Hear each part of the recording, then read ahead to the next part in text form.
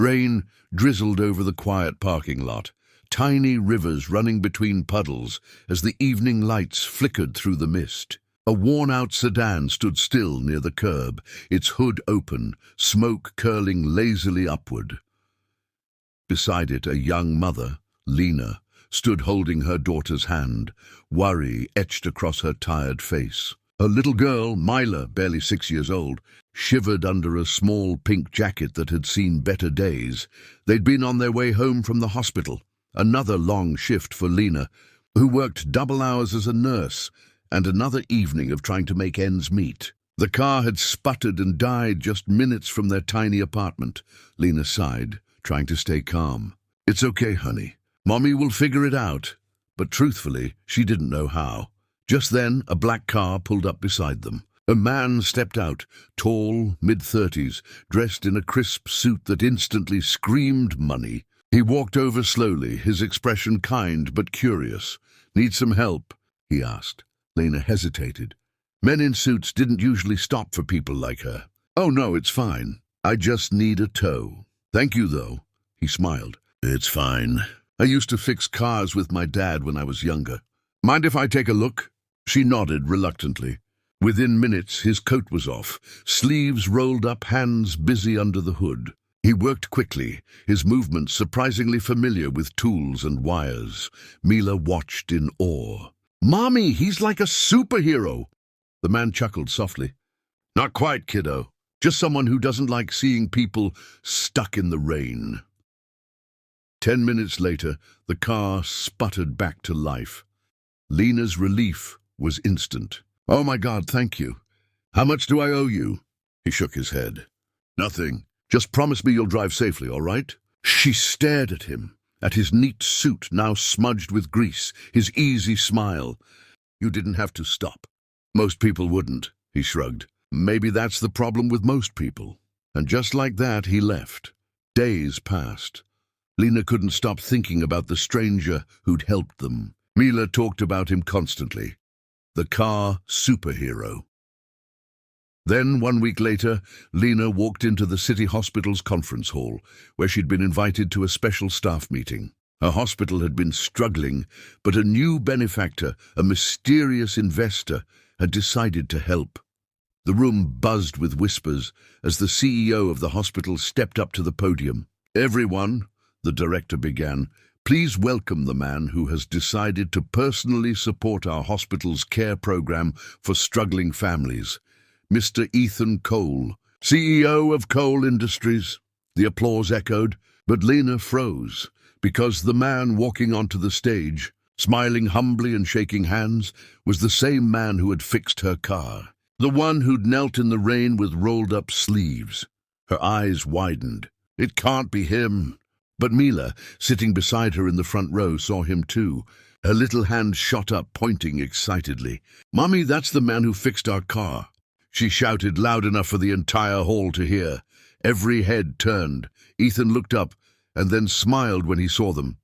He stepped down from the stage, his expression softening as he walked over. "Well," he said with a quiet chuckle, "looks like I've been caught." Lena stood awkwardly, cheeks flushing. "You're the CEO?" He nodded. "And you're the nurse who refused to let me pay for coffee when I dropped by the hospital last week." "Small world," Mila beamed. "Mommy said good people always show up again." The audience smiled, charmed by the exchange. Ethan turned to the crowd. "Actually, this family reminded me why I'm doing this. Sometimes the people working hardest to save others are the ones who need saving the most." Later, after the meeting, Ethan found them waiting in the hallway. "You didn't have to tell everyone that story," Lena said shyly. He smiled. "I didn't. Mila did." They both looked down at the little girl, who was happily swinging her legs on a chair, humming to herself. Ethan's tone softened. "Look, Lena, if you ever need help again, car, home, anything, you call me, okay?" She frowned. "Why?" "You don't even know us." He met her gaze. "Maybe I want to." That was the beginning of something unexpected, quiet kindness turning into friendship. Ethan started dropping by the hospital now and then, donating supplies, visiting patients. Mila would run up to him every time, shouting, "My car superhero!" But slowly, beneath those simple visits, something else grew, gentle, unspoken, real. Months later, Lena came home one evening to find her apartment porch fixed, a brand new roof over their heads. A note hung on the door, "No more leaks when it rains." "Oh," she smiled through tears. Mila danced around shouting, "He fixed our house too, Mommy." And that night, as thunder rolled outside but not a single drop leaked through, Lena realized sometimes the universe doesn't send miracles wrapped in light. Sometimes it sends a man in a suit who kneels down in the rain to fix your car and ends up fixing your whole world. Tatasi. Would you like me to continue with how Ethan slowly becomes part of their family? The next emotional part, where he meets Mila's fatherless past and helps them find a new beginning together. Weeks turned into months, and the rainy night that had once seemed like an accident began to feel like destiny. Ethan had become more than just a familiar face. He was now a quiet presence in their lives, the kind of person who showed up exactly when needed, never asking for anything in return. Every Sunday, he'd drive them to the park, Mila with her little backpack, Lena with her gentle smile, and they'd share coffee and stories under the old oak tree. To anyone watching, they looked like a small family. The successful man, the kind nurse, and the bright little girl who never stopped talking. But to Lena, it was complicated. She knew who Ethan was now, a CEO, a man with power and wealth she couldn't even imagine. And she was just her, a nurse living paycheck to paycheck, doing everything she could to keep her daughter safe and fed. One evening, as the sun began to dip below the skyline, she finally asked him what had been on her mind for weeks. "Why us, Ethan?" she said softly. "Why do you keep helping me? There are so many people who need it more." He looked at her for a long moment before answering. "Because you never asked for anything," he said quietly. "And because sometimes helping someone reminds me I still have a heart." She saw something in his eyes then, something broken, lonely, hidden beneath his calm exterior. He changed the subject quickly, but the words stayed with her.